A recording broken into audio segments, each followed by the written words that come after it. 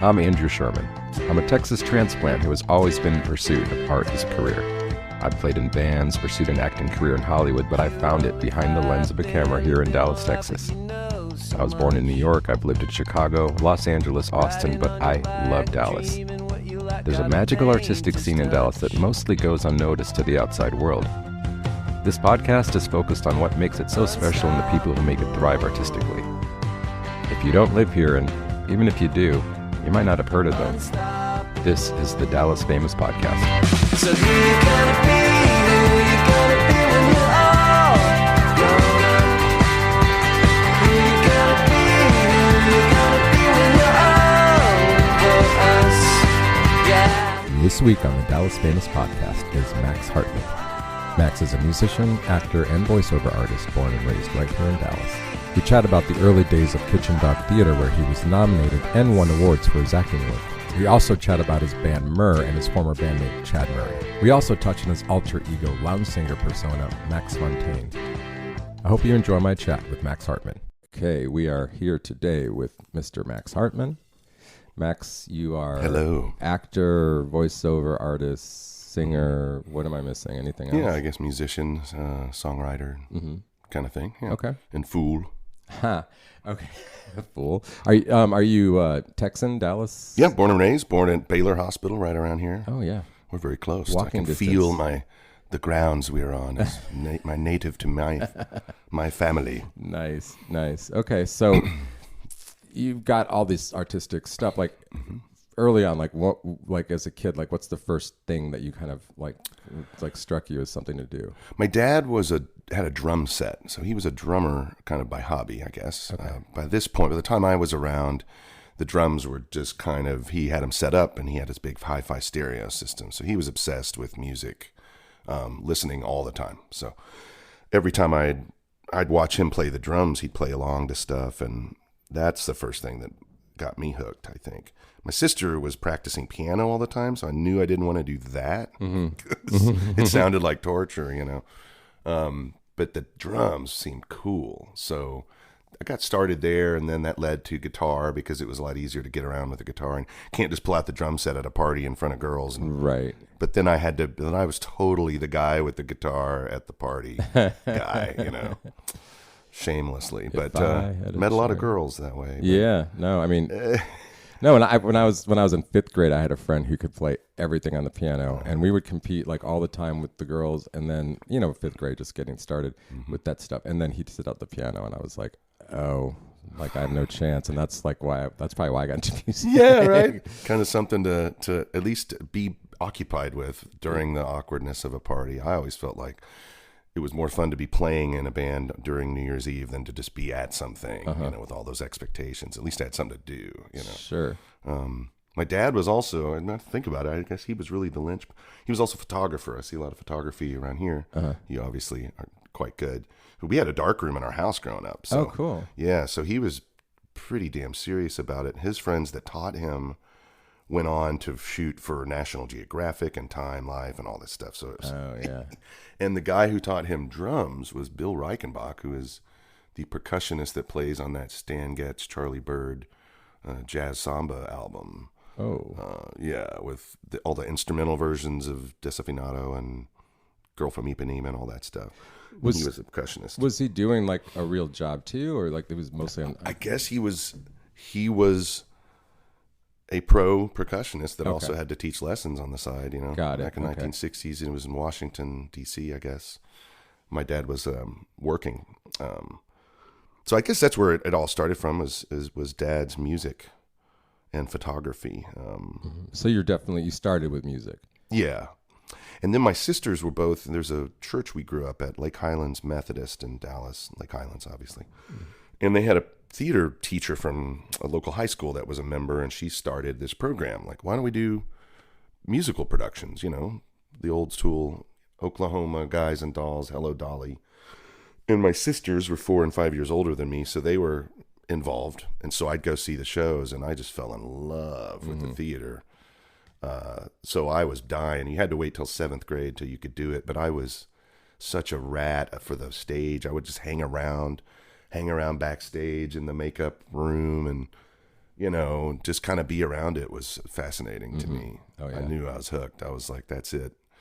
And so the first time I could do it, I did. And I kind of stole the show. It was kind of, I didn't realize how much of a natural I was at it, at like the comedy side of it. And I remember vividly I knew exactly how long to wait until I said the line, and then everybody just fell out, and they were like, who is this little 7th grade boy? He's a natural comedian. So it was, I was kind of out of a cannon, my first attempts were like, so surprising. I think that, you spend the rest of your artistic life, and that line starts going down and down to where anyone cares or is surprised, They just go, yeah, that was another pretty good album or whatever. Right. The older you get, but those first times, I think that had me hooked, for good, I think. So then it was always kind of a little bit of theater and a little bit of music, and I was either getting in trouble with my theater people because my band was getting in the way, or my band was annoyed because I have to go to rehearsal all the time. Yeah, a lot of conflict there. Yeah. Not fighting, but just time management was challenging, Yeah. And to focus, I think I'm kind of, because I split my disciplines so much, virtually in half. So I'd spent, ooching along in each discipline when other musicians my age, let's say, had already gone past, because that's all they were kind of focusing on. Sure. And so I don't think I gave myself enough credit for, I always just felt like I was behind, even though I was ooching with several things. Sure. It somehow. But now I look back and I'm like, well, I put in a lot of time in both disciplines, so to speak, areas. Did you go to school for one or the other? I started I went to SMU. They had a theater program that was quite good. A bunch of people came through there, Kathy Bates and Tina Parker, who's on Breaking Bad, Better Call Saul. She also runs Kitchen Dog Theater, which came out of SMU. So the SMU theater program has a long history, and a lot of actors have come through there here in Dallas that have gone on to this and the other. So a lot of these folks that had gone through SMU, so they had a really great reputation. I went there, but my high school sweetheart I had fallen heavy for went down to A&M. So I ended up transferring down to A&M. Okay. Big theater school. Not at all. Not at all. Right. I kind of went running. I kind of was running away a little bit. I think there was so much expectation, and it was kind of like we went to state in one act play. It's not anywhere near as a public thing as the football team. But when that's your discipline and you go to state and you whatever, yeah, and that's part of our culture, is making everything a competition. So, which is not good for an artist. However, that's where it was. That's where I was. So there was all this expectation. I'm like, all these people asking me to sign their yearbook because I was going to be famous and all this stuff. Because I'd been in the plays at the school or whatever. So sure. All this. So I think I kind of felt too much pressure, and I was like, I kind of want to just go off to college and not be in the basement of the theater building every night while everyone else is going out having fun. And I was like putting grommets and curtains and shit till yeah. So I think I kind of ran from it in a way, and then when I was down at A&M, got in with some guys and we started a band, and I was if I start doing this again, I'm going to take it seriously. And then sure enough, I've been doing it ever since. But so that was kind of my beginning, I guess, in all this stuff. Yeah. Okay. So Kitchen Dog Theater, was that something you started with when its beginning? Kitchen Dog was founded my freshman year when I was there by some grad students that had just left. So on my way out the door, I went and saw the first production at Kitchen Dog did down above Dave's Art and Pawn Shop down there in Deep Elm. And I was amazed. It was hardcore, right there in your face. There was no air conditioning up there, and it fit the play, and so we were all just sitting in this sweltering hot room together, and it knocked me out. So every time I'd come back, I'd go see shows there. I just thought they were the coolest company around. There's quite a few. There's the Ochre House Theater in Dallas. That's over in Exposition Park. They do all original work. Matthew Posey writes most of the pieces. The Undermain Theater was around before Kitchen Dog, and they helped us out a lot in those early years. I wasn't a member until 1999, so there was a good 10 years of Kitchen Dog before I ever became a part of it. But I got to be a part of the company, and it's just I love the work that we do over there, and it's been a lot of challenging work. Yeah. Not your typical, we're not doing Neil Simon plays and stuff like that. It's a little more Quentin Tarantino style. Right. I mean, that's Theater, kind of, for lack of a better. Yeah, I mean, that's cool. That's surprising only because I feel like we're not in New York or Chicago, and like I don't think of Texas as edgy theater place. Yeah. So that's cool. I mean, There's even more. Yeah, Second Thought Theater is another one. So it's a pretty healthy theater scene going on here locally? Yes, I would say, and it's usually funded mostly by donations and grants and things like that. So audience ticket sales are only a portion of where we make any of the money. Mm-hmm. So in some ways that helps save us, because if it was based on ticket sales alone, a lot of us would be in some trouble sometimes, because folks are not seeming to want to go to places collectively and sit in a room together unless it's like Taylor Swift or Hamilton. It's tricky to get an audience. It's like having a mom and pop shop when the big box stores became a thing, Yeah. It's like everything is either streaming in their movie theater at their house, and I think production on everything. I just think it's screwing up when you go walk into a club that doesn't have America's Got Talent tech and lights and sound and shit everywhere. And you're like, you mean he's just going to stand there and sing and nothing moves? And I just stand here and people are bored or something with that. I don't know. Yeah, I wonder about this generation. If like when you're doing these shows, is there younger people coming to the shows at all? Is it mostly older people? Yes. Well, it's a mix. I would say our like subscriber base tended to be older, generally speaking. Uh-huh. That's probably across all the theaters, Theater 3, Dallas Theater Center. But there's always young people coming along. Both friends of the cast, there's young actors, coming along, and then their family and friends, etc. But in some ways we're aging into our, when Kitchen Dog started, everybody was 24 years old or whatever, 25. Right. And we built our own sets and did everything ourselves. There's no carpenter, there's no actors, just the company members. You just learn how to do everything. Yeah, so multitasking for sure. Built your own. I did do a little research today. Mm-hmm. I see that you've won Best Performance DFW Theater Critic 5 times you've won that for Best Performer? Oh, gosh, I don't know how many times. I counted, so I'm going to say 5. I wrote it down that way. So 5, that's right. I am 5-time winner. And you were nominated 4 times for Best Actor for the Dallas Theater League and Entertainer of the Year 07 for LA Times. I mean, that's cool. Yeah. I mean, a little bit of a, little love from time to time. Well, so at what point did you start doing more professional work, like TV or like? Well, how did you get into voiceover? Is a good start? Okay. So I let's see. My college band that I had kind of started down at A&M. We moved up to Dallas and played Deep Ellum and played around at Trees, and we would play New Year's Eve, and we got a pretty good thing going. And we break up and everything, and my sister encouraged me that I should start trying to get an agent and start doing acting to do, TV commercials, make some money while I try to figure out what's next with the music thing, right? So she kind of walked me into this agency, talked them into signing me, kind of acted like my representative. Thanks, Melinda.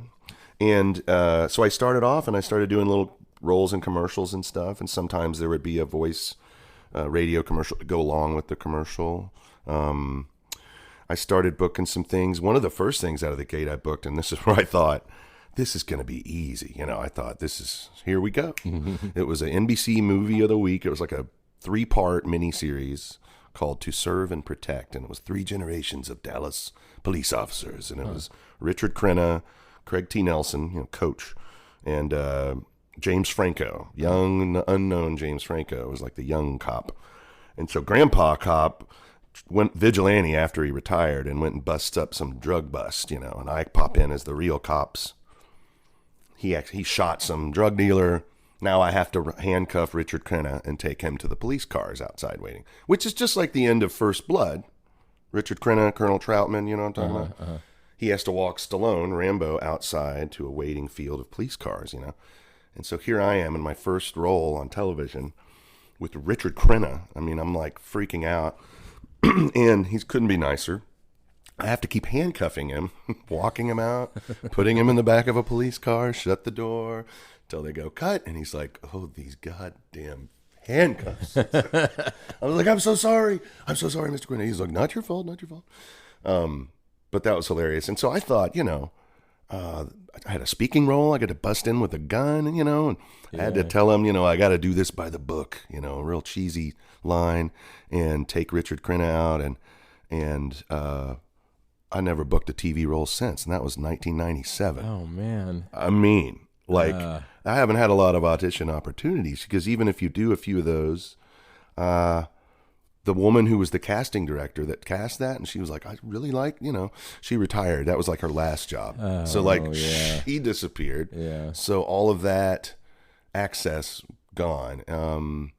And I don't know, these other casting folks didn't seem very impressed with any of the accolades for theater or that kind of thing. They're not really looking over there for people for broadcast. Sure, you know? but I just feel like, I mean, okay, I tried acting for years, so I understand it, but at the same time, like looking at you and listening to your voice and seeing some of the stuff, it's annoying. Well, it's been amazing. It's been humbling, because like I said, I kind of started off hot. You know, I came out of my first attempts at all of this stuff was like, bam, home run. Right. So I'm like the Billy Bean character in Moneyball or something. Maybe I should just be on the inside of the back of the theater doing something, but it all seemed so easy. It came real easy, and people kept casting me, and they kept going, oh, him, and they kept getting picked for the commercials. And then I did a commercial for Coke Zero, where I was this character, this basketball coach, college basketball. So it was Final Four March Madness campaign, and they thought they were setting this up to be a regular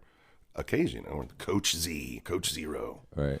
Oh, Coach And I'd pop up in the middle of everyday situations and encourage people with the pep talk about how in 1981 Gonzaga was down by 1 point. And so the commercials, I guess they bombed, but we did a whole website. We did cardboard cutouts of me. And so there's a cardboard cutout of Coach Zero. I did personal appearances at the Final Four. It was really surreal. And through that, the same ad agency got the new Domino's account. So that's how my friend Craig Miller, thank you, Craig Miller, he sent me a private text one day and just said, hey, do you have a voiceover demo? And I was like, who's this? I was like, Craig Miller. I was like, oh, sorry, I got a new phone. And then I was all depressed because I wasn't getting any work, and I'm out in Los Angeles, and my band broke up again. So here I am again. And I'm sitting there on the couch and I get that text. So I had to talk myself into getting up, going over to the computer, and I checked the voiceover demo, and it's not good enough. I'm like, well, I should redo this. And I just didn't even have the energy. I just said, screw it. I'll just send him what I have. And I sent it and thought nothing again of it. And 2 days later, he's like, how'd you like to be the voice of Domino's? And I was like, wow. I didn't know what he meant when he said that. I thought and then my agent calls and goes, well, this is kind of weird. You're booked on a national campaign for Domino's. And I was like, yeah, I know. My friend Craig is the creative director now. So it helped. Now, Craig, if you go backwards to 1996, my first band from college, our first show in Dallas was opening for Craig Miller's band. Huh. And we stuck around after we played. We had a bunch of friends come out because I'm from here and everything, right? Our friends came out. Then they all left and went over to the Green Elephant, which is now the Barley House. And they were like, come over and join us. You know, I was like, guys, we have to stay. We can't just fucking walk out of here. And because the room was almost empty. There was almost nobody there. It was one of those deals, you know. The headliner just didn't quite. And so we stuck around and we watched their whole set and then shook hands. And then we went over and I swear somehow in the deeper recesses of his brain or in the karmic sense of the world that many years later, he's like, you know who would be good for this? I need to text old Max Hartman. And Wow. And I did that job for 12 years. Huh. Oh, Yeah. my goodness. That's Get two medium toppings. Wait, what is it? Get two medium two topping. Now, see, I've lost it. I can't even do it anymore. Get two medium two topping pizzas for $5.99 each. Yeah, so I did that for 12 years, and it allowed me to live comfortably and get really nice and complacent about everything. Okay, In that'll some happen ways, too. Yeah. You finally get like a good paying job in this industry. Hard to keep them. So I'm lucky. I mean, that was 12 years is a long gig of a run. lifetime Yeah, in that biz. absolutely. But I also didn't want to look the gift horse in the mouth, so I haven't exactly taken true advantage of that, or there hasn't been a lot of other voiceover work surrounding that. Mm-hmm. And it's weird because it's kind of an anonymous thing. You don't send your resume with people, like they don't know that you won any awards, or they don't know that you did this, that, or the other job. Huh. They just want to hear a voice that they go, oh, that sounds nice. Cool. So it's kind of cool that anyone can probably get any job at any time. They weren't worried that I hadn't done a national campaign ever before. Oh yeah, that's true. They were like, we like him. Yeah, because they won't give you a major film role usually without a Right. without They need to resume. know somebody knows who you are. And so that's one downside of, I guess, the voice having a gig like that. Nobody knows, and even if I tell them, who are they gonna? Yeah, you can't. Are they repeat gonna that. believe? You know? Yeah, yeah. Because it's not me on That's camera. frustrating, but Yeah, but you know, I mean, it's a trade-off. It's like kinda nice. it's kind of like it's like a money gig in a Yes. way, you know. and I'm not the face of Domino's. That Right. would make me suicidal. I mean, and not to make humor of that. But Oh no, yeah, you'd be if everywhere I remembered that- walked in, it was like Domino's guy. Hey, I would just want to jump Yeah. off a bridge, man. Yeah, no, I mean in a way, Again, it's sorry for the. we're using, Don't jump off a bridge, people. Yeah, Please. do not endorse that. No. So in all of this, you've got different bands that are coming and going. Mm-hmm. So it's funny because I wouldn't even call it an introduction to you. I just randomly showed up at a Charlie Crockett show at Granada Mm-hmm. and shot the opening bands, including Murr, which was you and Chadwick Murray. Mm-hmm. And so tell me how you met Chad and how that band started. Chad it's a funny story. He was 19 years old. I was just out of college. My roommate had a friend that was singing in this band down at Muddy Waters on Greenville and Ross. And he was like, you got to come see my friend. He's this white guy, but he sounds black when he sings. And I thought that was so dumb, but I thought it was funny. I was like, okay, I can't wait to hear your friend sing black, whatever that means. Soul singer, you know what I mean? Right, So I was that's like, I funny. get what he means and anything. It was just kind of funny. Yeah. And so then we go and I'm watching and he's leaning over like, what do you think? And I'm like, okay, this guy sounds like he's doing like not an Otis Redding. I think who he sounded like mostly. He was just doing a hardcore soul vibe, This guy, Rhett Frazier, good friend, great dude, great singer. But we're all real young. And anyway, I look over and Chad is over there with his bass, like Gene Simmons over there, just dominating that side of the stage. And I couldn't keep my eyes off him. I was like, who is that black kid with the ponytail and everything? He had like the Bono With or Without You ponytail slick back. And he was like, he was just hilarious and awesome. I was like, that kid is having the best time of his life. He is loving every minute of this song, not just the gig, A lot of blues gigs, the dudes are just kind of, spaced out and just playing. Yeah. So I went up and met him that night. Turns out his older brother had gone to school with me in high school. He was just a few years younger, Lake Highlands. Fast forward several years, he played in a band called the Plebeian Monarchs. We used to play shows together. We're bouncing around the neighborhood. He used to work security in the door at like Green Room and Trees and Gypsy Tea Room and everything. And one night my bass player had quit the band. I'm looking for a new bass player for Murr. We'd just started. We were just about to finish recording and put out a record, but we hadn't done that yet. And I was talking with Scott Beggs, who was running Trees, and they had just gotten the keys to the Gypsy Tea Room. So and this was the most random thing. This is where it's one of those weird magic night things. Scott Beggs, I've known, he'd been booking me in clubs for quite a while down there at this point. But we weren't chummy, friendly buddies, I tried to keep a distance somewhat, so I wasn't some annoying band guy always going, what's going on, Scott? Hey, man. But one night he just goes, hey, you want to come check out the new Gypsy Tea Room space? And I was like, yeah. So he and I just walk down the street. We go look around, shows me the whole thing. I'm like, what's going on? Why is he showing me this stuff? But it feels good, it feels like, hey, man, he's like kind of going, you'll be probably playing here someday. And I was like, this is cool. Then we go back to Trees. It's closing time. They're sweeping up. We go upstairs to the little loft area, and we're just still hanging out talking. I'm kind of going, is he going to ask me something, or is this about something, or we're just hanging out? And I'm telling him about, well, hey man, do you know any bass players that are free? And just about right then, you hear downstairs Chad's laugh. And if you know Chad's laugh, it is the loudest damn thing. So, and Beggs just kind of looks over towards the door down the stairs, you know, and kind of just like, what about old Chad down there, basically? And as soon as I just dawns on me, I'm like, oh my God, of course. Why didn't I think of that? And so Chad walked up and we just started rapping, and I said, hey, he was like, when do you need me to know the songs? When's your rehearsal? And I was like, next Sunday. He was like, sounds good. And he showed up, knew everything. And it was just great. He became my little brother, really. We've been through a ton of together. He moved out to LA together, and he passed just a year and a half ago. And that's its own whole thing. But But yeah, he really was a motor behind keeping the Myrrh thing going, because one of our members basically was going to move to Los Angeles, and he hadn't know how to bring it up to us, and so it came up, and then, so what do we do? And I was like, well, I've been waiting to go out there to do the acting gig, to go get some gig money, you know. Sure. But I thought we were sticking around because of this band, you know, so I'm willing to follow the band if you're willing to keep doing it. So I kind of followed the girl, my guitar player, basically, once again, out to Los Angeles, and Chad came along, got a new drummer, Brant Cole. I don't know if you know Brant. Great dude, great drummer. So we kind of had 2.0 Myrrh going out there, and then we came back here, and it just, you know, and it came up again. Why don't we just do some stuff? So we got together again and put a new lineup together and kept making stuff. So, nice. But he was kind of a motor behind a lot of that. Yeah. Keeping us going. When you're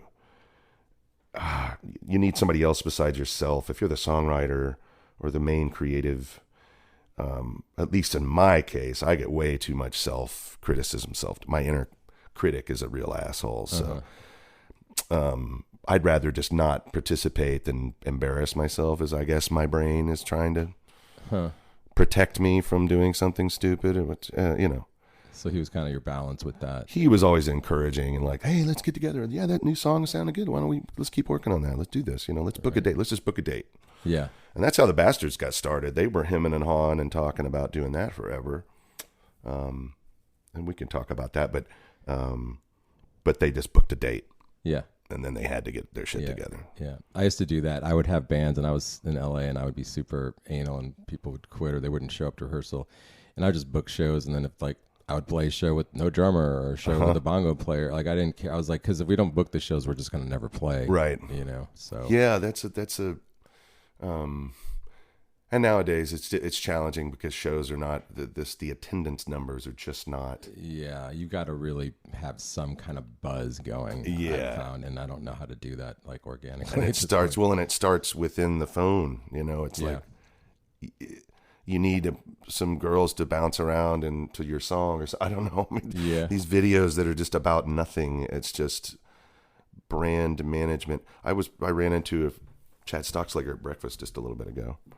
And he's doing his his variety show, you know, the Happy Good Time variety show. And so we're all just kind of discussing all of that and how it's hard to get folks out or to get the word out, or how much are you bugging people too much? How can you tell? Sure. You don't know who's seeing it or not, and blah, blah, blah. And then this guy, as he's walking out the door after we're like, yeah, it's kind of hard. He walks out the door, and the guy was like, oh, hey, I see your post about your show all the time. Looks like it's going great. And it occurred to me, I'm like, it's about the posting about the show is no longer. That's what it is now. It's not even the show. So I feel like I have so many people that are like, your podcast, I'm so happy you're doing it. That's so awesome. And I'm looking at the numbers. I'm like, the amount of people that are talking about how great it is do not listen, which I guess I don't get. Whatever. I guess that's fine. It's like they still are giving me some credit for something. I'm like, well, you don't have to listen, but that's the whole point. Like, I don't need the credit that we're doing this. We're doing something to listen to it, you know? No, it's about our own, instead of having shared experiences, you know, it's about how can I curate this phone to give me and my television set only what I want to see or hear about, and only what I care about. Yeah. And the experience of the concert isn't really like, let's all go to the concert. It's, I want to go Instagram myself while I'm at a concert. Oh, yeah. More than it is about the concert. I've been to these things that are kind of like, like not award shows, but like competitions. And like somebody had like she was in the final round. And like literally there's an audience and a person on stage with a mic. And she's like with her phone. Like she's not talking to the audience, to the person. It's all about her audience on the phone. And I was just like, that... Okay, I mean, like, why did you even? We could have live streamed the whole thing. You don't even. It's just come like to the an infinite butthole that with a head going up inside, Yeah. and infinitely infinite man. With like a head. Yeah. There's a cartoon I think with a man with his head up his own ass, and it's hysterically funny. I had an idea, and I'm still gonna try to pull it off for a short film. Trying to figure out analog physical world pre-smartphones, maybe even pre-internet. I don't know, that's kind of going back, but trying to reimagine our behavior, like with commenting. Let's just say a comment section on a Facebook page, back when people were very political and posting. People have kind of all learned to just don't even bother. Right. But remember that? It was just, pylons upon pylons, friends on other people's pages, other people commenting on other, and I tried to imagine, what if it was a college campus in the 90s and they have those little kiosks with all the flyers for all the different clubs and groups and stuff, Right. And you could peel off a phone number for this or write your name, sign up for the thing. Or, and if it was comment section, like Facebook was a kiosk and everybody in campus was just climbing over each other like ants to write on handwrite. Hillary Clinton killed more people than you. Right. And everyone had to go, oh, okay, well, then I'll comment. Oh, my gosh. And just how insane we would look, all of us feverishly climbing over each other to write a comment on a comment. Right. When actually everybody's on their toilet alone, firing off all this shit through their Facebook or whatever. Yeah, I had to delete Twitter at one point. I was just like, I can't. It's just too. It's much. terrible takes from the worst people, and it's the worst take on the worst of us, and it's just amplifying all the terrible aspects. And it's this giant like zit of narcissism, and Donald Trump is like the head, and the pus is us. We're all like inside this giant boil of just me. Look at me, and it's gotten so idiocracied, I just don't even know where that leaves old-timey vaudevillians, vaudeville ended at the Great Depression. Right. Like it was as a whole form, like just nobody had a nickel to go see a guy, tap dance to a Victrola or whatever. So that kind of form of entertainment just disappeared. You saved up to go to the movies, or whatever. And I feel like the COVID has done a number that we're still not figuring out. The dust is settled. You know what I mean? I think the big tent Taylor Swift sells out. People are paying. I mean, they're spending their vacation money to take their kid to see Taylor Swift. Oh, yeah. But the other thing that's happened, and it's like, I'm not going to get into the whole Ticketmaster thing, but every show I've gone to has been sold out. And it, like, if you go to Ticketmaster, it's sold out. But when you go to the show, it's not sold out at all because they're all at secondhand. Right. And like, there's empty space, which is okay too sometimes, but it just like, it's sold out to me. I mean, I'm sure Taylor Swift was sold out, but like most shows, I just like, it's a funny thing to me now. Well, it's ticketing. That's its own whole thing.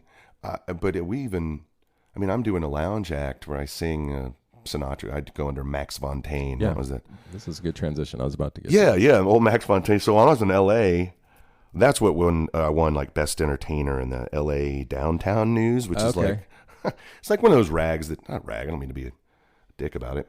It's not the equivalent of the Dallas Observer. It's more the equivalent of the White Rock Weekly or I mean, it was somewhere in between, It was still nice. Serving downtown. It's still nice to be recognized. Well, and I'm in Los Angeles, and by golly, they're saying I'm the best thing going down there for entertainment. I got to meet Garrett Morris at the awards ceremony from SNL. Because he had opened a comedy club down there, and I was like, I can't believe I'm a co-winner with SNL original Garrett Morris. Yeah. I got to sing to the mayor and everything. So I started doing this, Ricky Derrick here in Dallas is does a funny and very good Sinatra type, act, crooner, frontman, comedian. And he did a variety show, and he had cast me in that one time as Max Fontaine. And so I would do all the real cheesy, loungy. I'd do Neil Diamond and Elvis and Tom Jones particularly. So, you do the very. What's new, pussycat, and all that. And I'd wear leather pants and put socks in it and everything, and have my friends throw panties at the stage and everything. It was ridiculous. So it was the lounge lizard, cheese ball, guy. And then I was in Los Angeles, and I was trying to find work in between jobs. Couldn't find a waiter gig that was any good, And my roommate friend Parissa suggested, why don't you just do Max Fontaine, but just do it yourself. Just do all the Sinatra stuff too. And I was like, So we started this little pub in Pasadena, Old Town Pub.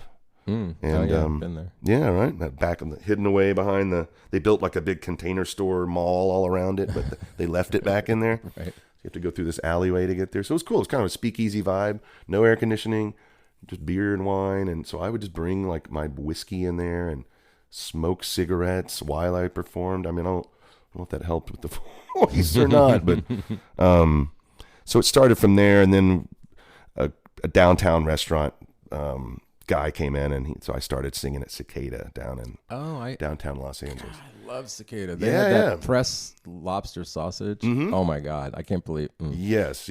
I haven't been. I was there once 30 years ago. Anyway, yeah, it's great. A great Italian restaurant, and they film it all the time. It's always in movies. It was in Mr. and Mrs. Smith, and it was in. They used it 3 times in Once Upon a Time in Hollywood for 3 different locations. It used to be in West Hollywood, I think. And then it did? Yeah, that's where I went to it. Yeah. Oh, okay. Well, this was in the Oviatt building. It's 1929 building in downtown LA, 6th and Olive. And it's got this crazy penthouse on the top. So I do weddings and big events, and I did. You have a band, or you just do this out with like record? Yeah, I did it with tracks. Okay. Every once in a while, I'd have a band. If the person interested was like, we'd really love you to have a band. Do you do that? And I go, you bet. And then I'd hire up some guys. Scramble around. But most of the time, I just did it with those. The thing with those tracks they had to make them authentically. You couldn't really synthesize. You could, but it sounded real shitty. So most of those karaoke tracks tended to be pretty well produced. So it sounded pretty okay, I think. And you're still doing that here? Yeah, I still do that about once a month at the Foundation Room at House of Blues. Cool. And it's hard to do. I would think to get music rights to put any of that stuff out on record, it would be expensive quick. Yeah, I would think so. To try to put "Fly Me to the Moon" or something, out there. But I don't seem to feel passionate enough about it to really want to totally go down that road, Sure.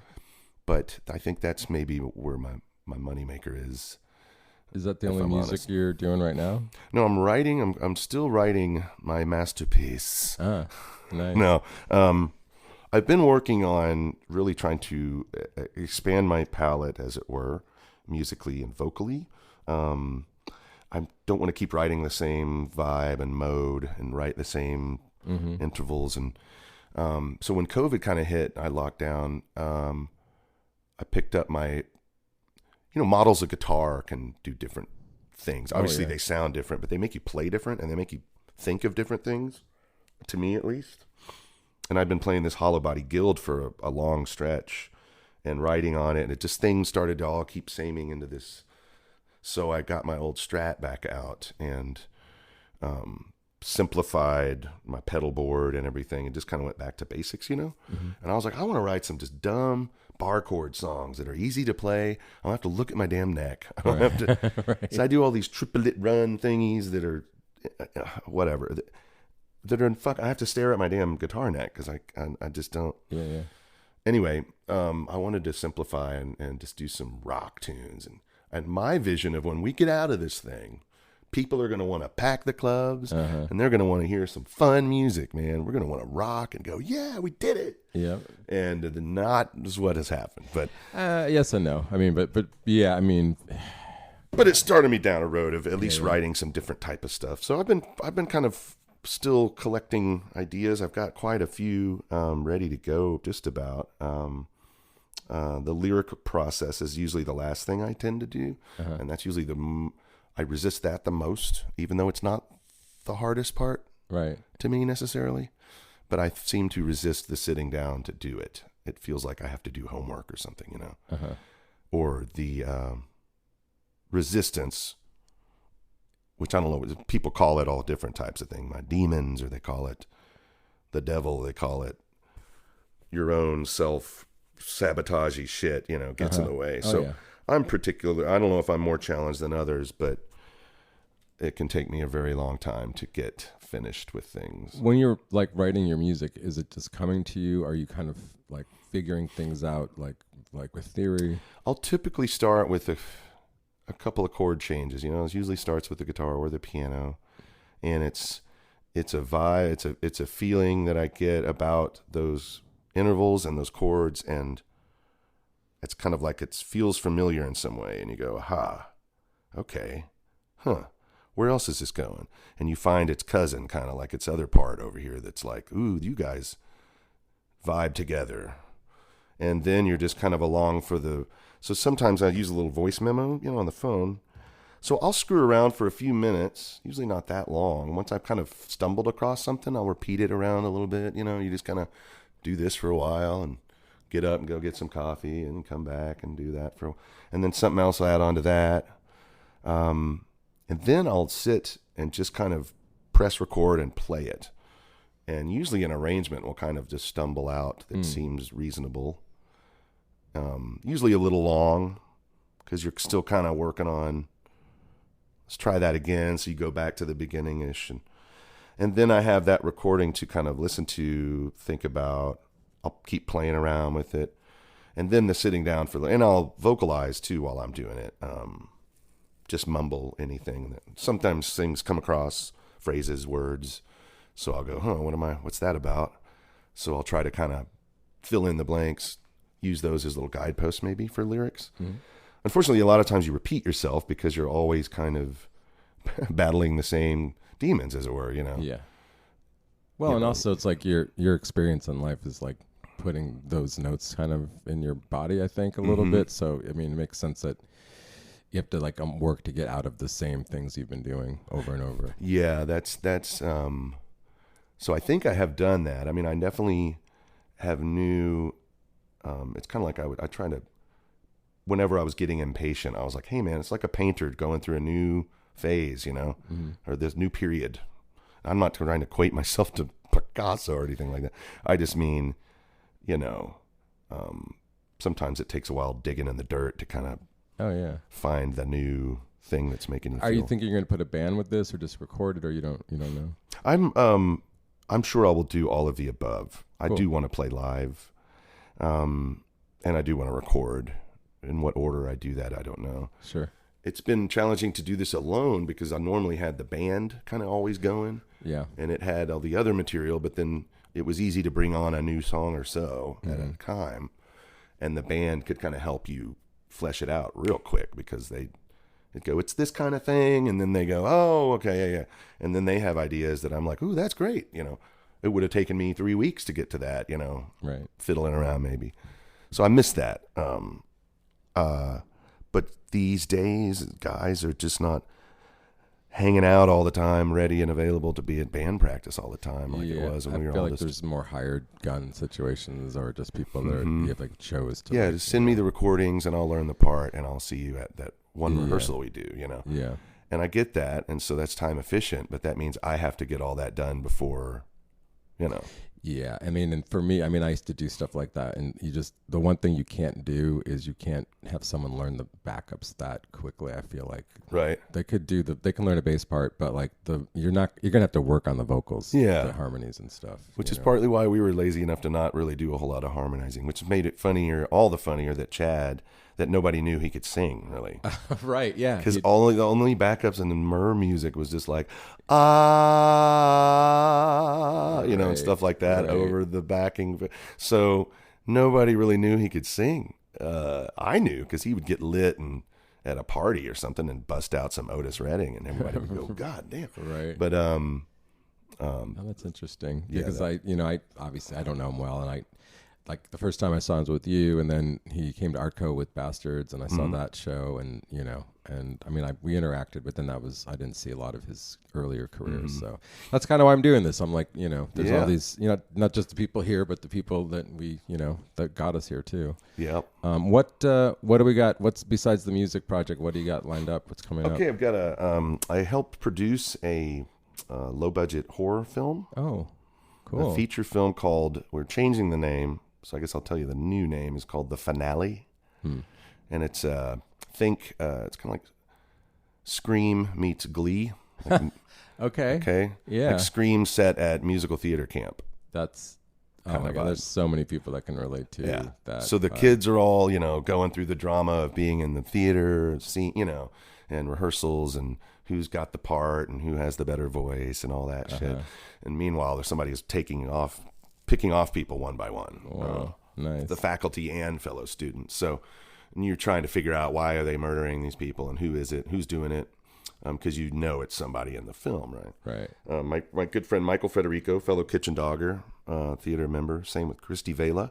She and he have a podcast called Terror and Tacos. They talk about horror movies and tacos. Okay. And so they've seen every damn horror movie that's been made. And they said, we should just make our own. Because they watch a lot of them. They're bad, Yeah. They're like, good Lord, we could write something this good, Sure. So they did. And I caught wind of it. And I'm sitting on some Domino's pizza money and was like, I want to be involved. I want to be involved with this. And so my involvement was to just executive produce. And so I just invested and hired some amazing people. Desiree Foltz, who was our champion production manager / first assistant director, / everything. She kind of taught us how to organize and hire people.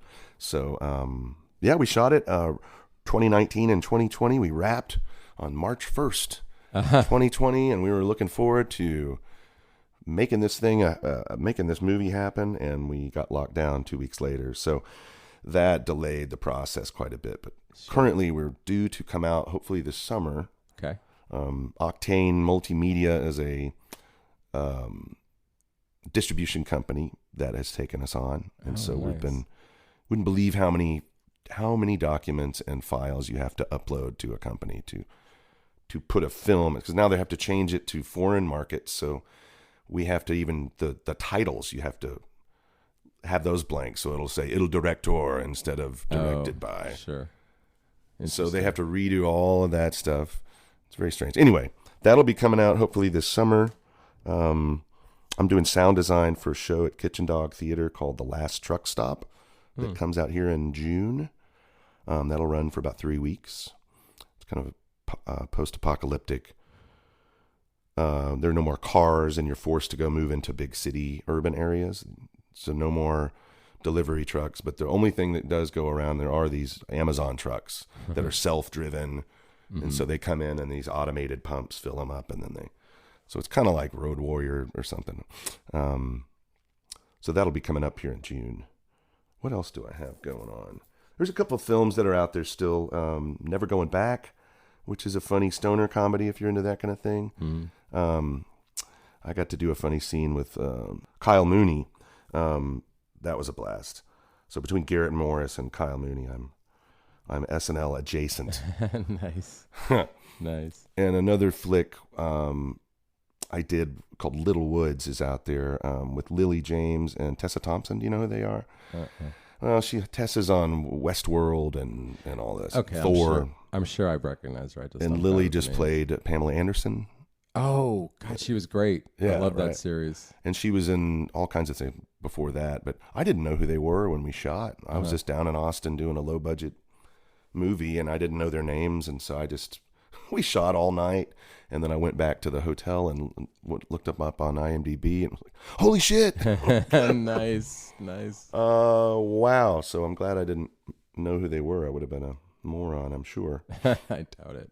Hey, thanks for coming over here today, Max. Thanks for having me. There's like a lot of stuff. We're going to have you back. You're going to have to edit out a lot of my rambling. Oh, mine too. But this is the first podcast in a minute where I didn't go, okay, I totally forgot what I was saying and I had to stop for 5 minutes. I did that. Right. Thanks for coming. I'd like to thank Max Hartman for being my guest today. Theme song Unstoppable by Celine Nurala. You can listen to the Dallas Famous podcast every week on Deep Ellum Radio, Sundays and Tuesdays at 1 p.m., and then again on all the podcast places. Thanks again for tuning in.